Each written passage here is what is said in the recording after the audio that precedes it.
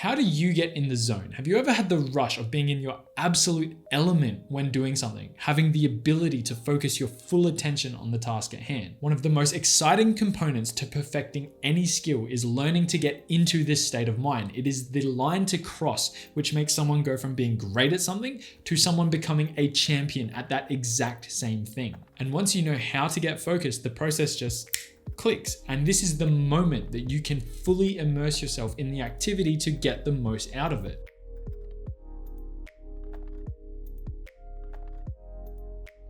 Welcome back to my channel. My name is Reese, and in today's video, I am going to be discussing how to trick your brain to get into a more active state of mind. But before I get into these steps, let's quickly talk about why it's a useful skill to have and how it can impact your life. I would say that I have a wide range of hobbies and interests, things that vary in difficulty and time commitments to get good at. Some examples working my way up from what I would define as easy to more difficult and time consuming include, but are not limited to, learning how to solve a Rubik's Cube or build a computer, reading but actually taking in what I am reading, playing strategy video games, learning how to play the guitar, playing chess competitively, creating content for my YouTube channel, and training for an Olympic level triathlon. I enjoy taking part in all of these activities the most when I'm in my zone. I feel a rush of focus and control and experience a level of effortlessness which can only be described as the age-old saying, as easy as taking candy from a baby. The impact of fully immersing yourself in these activities also offers other rewards. Just one example would be the reward of hard work. Usually, putting in the effort comes with a sense of accomplishment and enjoyment, which can really put you in a fantastic mood and elevate your happiness. So how do you achieve this mindset, and what inputs help me get into the zone? There is no particular order of steps to follow. It's more a culmination of ideas, planning, and practices which, once put in place,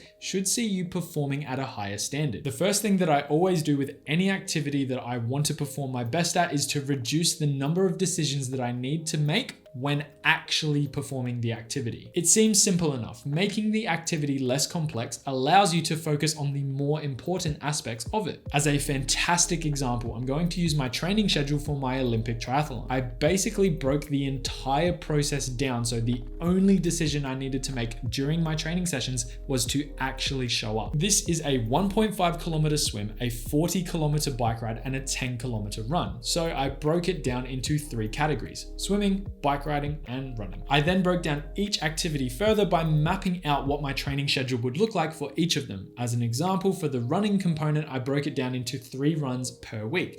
I ran Mondays, Wednesdays, and Fridays. The Monday run consisted of running 5 kilometers at a relatively comfortable pace. The Wednesday run was a bit more fast paced, where I'd do a warm-up kilometer. I would then do 4 800 meter faster paced runs, and then I would do a warm down kilometer to end the run. And then on Friday, I would do a much larger run, somewhere between 8 and 10 kilometers, but at a much slower pace that I could hold pretty comfortably. The plan obviously developed over time, but I did the planning component outside of the actual training. So when I showed up to do the training, I could just get right into it and focus on the task at hand. To build on this method, I also use the tools available to me to reduce the number of decisions I need to make when carrying out these activities. I use to-do lists and a calendar, which might seem trivial in terms of the complexity of that tool, but they are topics I have discussed in depth in the past in previous videos, and I really do get value out of using these tools. Definitely hit that like and subscribe button so you don't miss out on any of the content which feeds into a video like this, which is more of the bigger picture. It's a big conversation, and each video I release on my channel builds on the last. The next thing that you really should do to get into the zone is build a routine. I read a book recently called The Power of Habit, which discussed a pretty obvious concept, but reinforced it with evidence of its effectivity. The book shows how people tend to be compulsive and how things get easier the more we do them.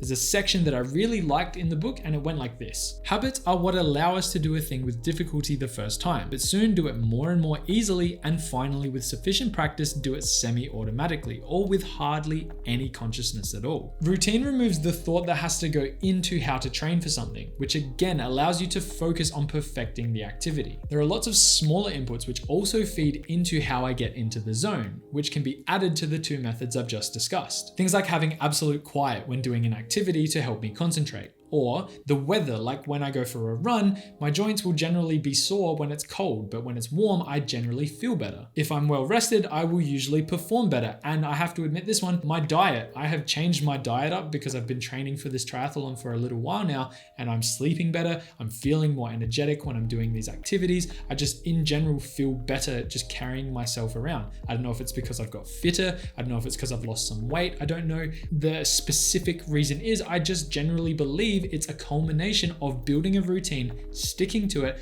and it's one that's benefiting me in many ways. My mental health is better. I feel lighter on my feet. I actually am lighter because I've weighed myself and I've lost weight, which I wanted to lose a little bit, not too much, but enough to carry me forward and actually get me through this triathlon. And this whole journey has been beneficial in every way, shape, and form. And on top of all of these suggestions, there's just one more that I want to mention, and that is getting on top of any jobs and tasks that aren't necessarily related to your training. This one actually makes a big difference, bigger than you might think. Not having the weight of knowing that you're putting off an important task or job that needs attention or needs to be done because you've already done it, and actually being able to fully immerse yourself in the activity, to focus on whatever it is you're doing, focus on your performance, focus on improving, because you don't have to worry about getting something else done, can make a massive difference in your performance, in your ability to get into your zone. It essentially allows you to participate in the activity guilt-free. To wrap this video up, I'm going to take something very particular from this book, and it is what is reiterated throughout the entire thing. It's how to build a habit, whether it be good or bad. And in general, this video, we're talking about building good habits. It is cue,